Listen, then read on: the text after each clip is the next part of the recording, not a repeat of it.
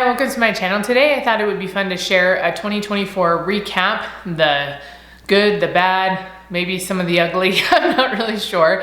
And so that's what I'm gonna be doing today. So if you enjoy this type of content and other homeschool and lifestyle content, please remember to subscribe and let's get into it. All right, so I have some like hard things to share, some bittersweet things that happened in 2024. It's hard because the hard things generally have good learning experiences out of them. So that's why they're kind of bittersweet. It's very hard in the moment, but you learn a lot. And then I also have some just plain old good things that were lots of fun or that were just good. And so that's what I'm going to go through today. I think we're gonna start with like more of the bittersweet things so that we can end on some of the good things because that's just more fun, I think. And I'm gonna go through these and share them with you. All right, the first thing I wanted to say with the bittersweet things was that I felt like this year was just really overall exhausting for me. There were, good moments and things that went well, but overall it was very exhausting. I think part of it has to do with the ages of my kids. Just my little kids, so I have 6 kids, and my older 4 are all within like 13 to 8 years old. And then my younger ones are 2, well, he's almost 3, so 3 and 17 months basically. And I think the dynamic with everybody is just difficult. The little kids they're needy in a different way. Little kids are needy in a variety of ways, right? As a newborn, they're just want to be held and they cry, and they sleep and then they don't sleep. There's all these different things that are going on with a newborn. And then they get to the next stage. There's always something that's a struggle with very young children. And they just need a lot of your attention, but it changes as they get a little bit older, what kind of attention they need. And so I feel like it's changed this year. Last year, my baby was still a baby. And so it's like, oh, I could hold her and she'd be happy, or she'd fall asleep and she still slept quite a bit. And so she wasn't disrupting too much of what was going on, and she was a very happy baby. But now she likes to explore. She's still very happy and fairly content, but she's starting to throw more tantrums. And she likes to be able to get into things. She's like becoming a big kid, right? And sees all the big kid things and sees her brother that's almost 3 doing things, and she wants to be a part of it. And so the dynamic between those two has changed. And then sometimes the dynamic with them and my older kids, it's just difficult. I feel like this year has just been very difficult with the ages everyone is at and what everybody's going through. I also have some, almost teenagers and preteens that's a whole nother thing, with all the different emotions and struggles and stuff that are going on there. So I feel like that has been something that has made this year just hard overall for me, is the struggle with the dynamics with my kids. Another huge, hard, bittersweet part of this year was having ankle surgery. And I'm mostly recovered. There's still some mobility. I'd like to get back in my ankle, but it has been a long road to get there, and it was so hard. So I had surgery back in May, and it was, if you've been here following along the whole story, it was really hard recovery. Especially as a mom now, like having kids, the last time I had ankle surgery, I was a teenager. I didn't really have a whole lot of obligations. And so this time, having lots of obligations and not being able to meet them was very difficult. It was nice initially to just be like, I have to lay on the couch, I can't do anything. But then once I was kind of in that middle ground of needing to be mobile again, but also not having the ability to be super mobile yet, was very hard for me. And then just learning to walk again, and my ankle dorsiflexion really struggling, like when you pull your ankle back towards your leg, was really struggling. And I walked around our neighborhood. I still walk around our neighborhood. It's kind of like a healing thing for me. It's starting to like blizzard outside a little bit. So I'm like looking out the window, I'm like, oh, it's like getting a little snowy out there. But the whole experience was very hard. But again, I like to call it bittersweet because I learned so much. It helped my brain become stronger. having to do things that were so hard that I didn't want to do. So many times I go out walking and I was like, I'm just gonna give up. I just can't walk anymore. And I wouldn't even make it that far. And my brain, it was just a whole head game. Yes, physically there were some things I couldn't do, obviously, but it was also very much a mental game of trying to be like, no, just push through, just walk what you can walk and let's go a little bit further. And then eventually I started walking faster. And I got even faster, and it has been so rewarding to see that process, but so hard. And so I'm grateful for where I'm at now. Hopefully we will be good with ankle stuff for at least 10 years. And then we'll kind of reevaluate from there, but hopefully we'll be okay for that. So that sucked up a huge part of the year, right? Because I was not weight bearing for a month, started physical therapy, did physical therapy for like 2.5 months, you know, and a big chunk of that was like 3 times a week. And then it was like 2 times a week. And so that sucked up a lot of my time. And then I went back to physical therapy for my knee on my other leg because I've had problems with it for quite a while with tracking. My knee doesn't track quite the way it's supposed to be, maybe because of all these injuries over time. So then another, I think that was 6 weeks, 7 weeks of physical therapy. And so it was just very consuming. It consumed my life. I went to, you know, the podiatrist a lot. There was just a lot going on medically with trying to get everything where it needed to be. And then me doing lots of stretching and stuff at home. So it consumed a big part of my year, but I also just learned so much from it. And I feel like mentally and physically, I became a lot stronger. Something else that I feel like was hard this year was I just felt like I didn't have a whole lot of time. I think the ages of my kids, which I already mentioned, and surgery kind of played into that. I generally don't feel like I'm rushed for time. I don't like to fill my schedule with like back-to-back things. I don't like to be crazy busy that way. And I'm fairly organized in how I get things done. And this year, especially like I said, after surgery, I feel like I just got behind and then haven't been able to catch back up. And since my little kids are more mobile and not napping as much as they used to, I don't have a whole lot of time to try to clean and get things done. And so I feel like the last 6 months have been just like, I just can't catch up. That's how it feels. I just feel like I'm sinking and I can't get back to the surface. And that's just how it's been going. And so I try to like give myself a little bit of grace and just be like, it's okay. And my house is still clean because I'm just weird like that and I just have routines and schedules that naturally come to me. And so I keep it generally clean, but deep cleaning stuff really has not happened in 6 months. There's some of it that goes on if I see something, I'm like, oh, I'll just quickly clean this. But there's so many things in my mind that I'm like, oh, I need to do this, I need to do this, I need to do this. And trying to find time for it, especially if my littles are finally napping, I want to be able to sit down and just like decompress from homeschool in the morning and stuff like that. I don't want to think of, oh, I need to go clean this and clean this and clean this and just go. I want to take a few moments and just kind of relax.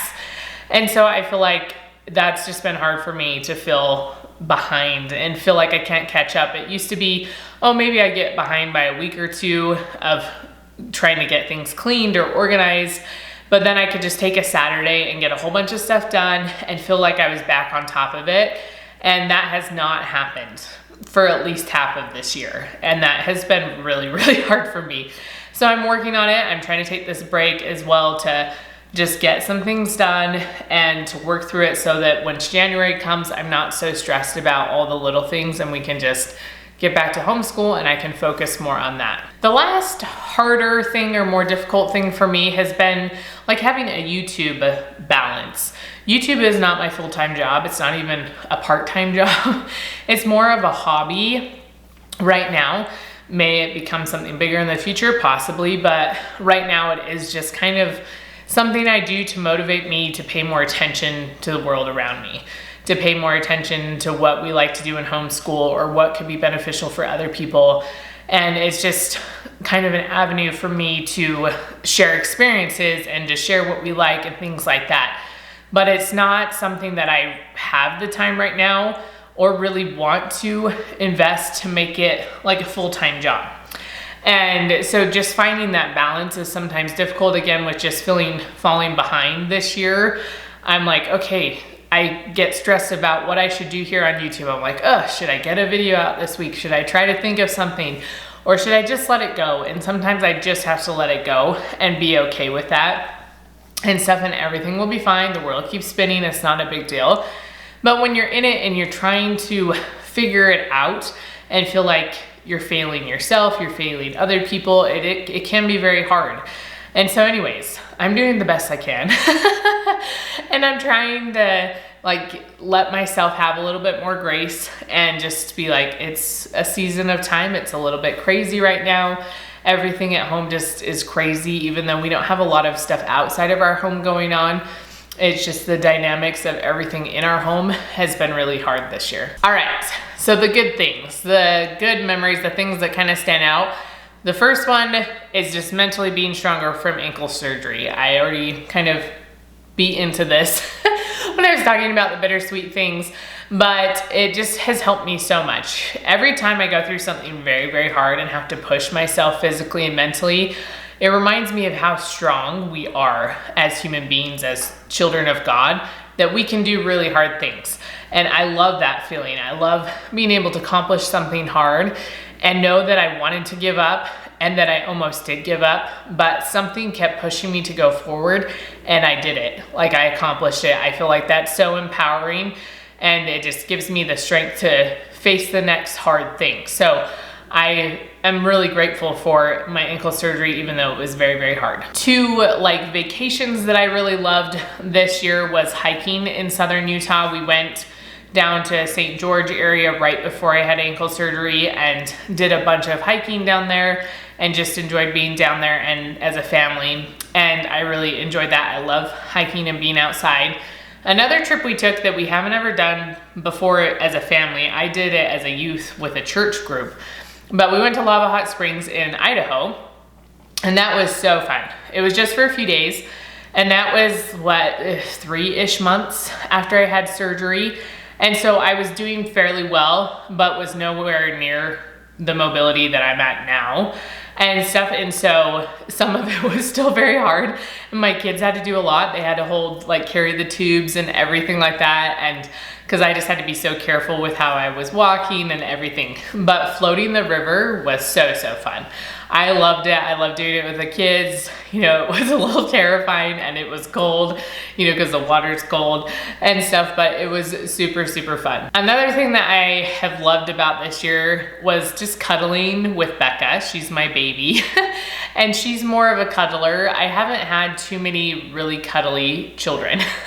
I feel like my 4th child was more cuddly, but my 5th one, he's never been super cuddly, even though as a baby he was kind of almost colicky and wouldn't sleep if he wasn't being held and stuff. But as he's gotten bigger, it's hard, like he'll come up and like put his head into your lap and then stand back up and run away.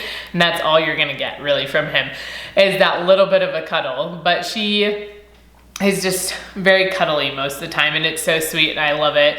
I try to enjoy it as much as I can just because I just don't have very many cuddly little kids. I'm not a super like touchy-feely cuddly person generally, but I love it when my little babies want to cuddle with me. I think that's super sweet. And then another thing that I really enjoyed about this year was getting more into sourdough. And it's been almost 2 years maybe since I really started getting into sourdough. And I'm not anywhere near an expert or anything, but I've really enjoyed it. I've always enjoyed baking and making food from scratch. It tastes better, it's better for you, it has better ingredients generally, all the things. And I've just enjoyed that, kind of getting back to more scratch baking, I don't know. I don't know what I'm trying to say. But just the homemaking type of stuff I really loved about this year. And it's so rewarding too. It's just one of those things where sometimes I totally mess it up. The sourdough, like it does not go well. You know, and I'm looking at like, what am I supposed to do with this? And like Googling it and all the things, trying to figure out YouTube videos. But then as you go through the process, obviously there's gonna be mistakes. There just always is. Even when you are an expert at something, there's always mistakes. But as I go through the process and then see the outcome, and it's like, oh, this looks so good. This loaf looks really good. Or for Christmas, we made some sourdough, like discard snowflakes, and those were beautiful and they tasted delicious, and just things like that. It's just very rewarding. It requires a lot of work, but I love hard work because it just feels so good when something comes out that you've been working so hard for. And so I've loved baking more this year. The last thing I wanted to mention that's been really good for me this year that I've really loved is walking every day. Sometimes I walk outside and sometimes it's just on the treadmill. As it's gotten a little bit colder, I don't walk outside as much because I generally like to walk in the morning. And so for the longest time, when I was trying to recover from ankle surgery, I would go out and walk every single morning, like clockwork. 7 o'clock, usually I was out there. As it got darker, I would usually lift first and then go walk because then it would usually be light enough outside. But then as it's gotten really cold and sometimes icy in the morning, which is dangerous for anybody to be walking on ice, but for someone that's trying to recover from surgery and already has ankles that struggle, I'm very hesitant to walk when stuff's icy. And so I have been walking more on the treadmill, but I still once or twice a week try to get out. Usually Friday mornings I can't walk on the treadmill, and so I will try to walk in the afternoon, and usually it's a little bit warmer and the weather, I can tell kind of if it's snowy or not, you know, like it's a little easier for me to gauge how everything looks outside. But it has been so healing for me to walk. Usually it's about 30 minutes a day, and it's fairly strenuous walking. I walk fast and I live on hills. So if I'm walking on the treadmill, we have an old like recycled treadmill basically. My father-in-law got it from someone that was giving it away. So sometimes the incline works and sometimes it does not. And so if the incline is working, then I will try to walk for a decent portion of my 30 minutes on an incline, fairly steep incline. If not, then I will just try to walk faster. I don't really like to run. Running is really hard on my already very sad joints. And so I don't do that, but I try to walk, and it is just so healing. And why I still try to get out once or twice a week instead of just all on the treadmill in the winter time, it's because being outside heals my soul. I love it so much. Breathing in the fresh air. We live up on the mountain, and so it also just surrounded by a lot more nature, and you can just see the mountains out all around us, and it's just beautiful, and it just heals me. If I'm like having a really hard time at home, struggling, yelling, I'm like, I need to get outside, I need to walk. You know, walking, like getting some exercise in, first of all, is helping with that healing, but then just being outside and breathing nature helps me so much. I don't like to have anything in my like ears listening to anything. I just like to be outside and just to enjoy outside. So that is another great thing I have loved this year. All right, I hope you enjoyed this 2024 recap. Let me know down in the comments some of the things that were maybe bittersweet for you this year, some things that were good, and what you're looking forward to in 2025. I can't, like 2025, that's crazy. So I would love to hear, and I'm sure everyone else would as well. Remember to give this video a thumbs up, and I will see you next time.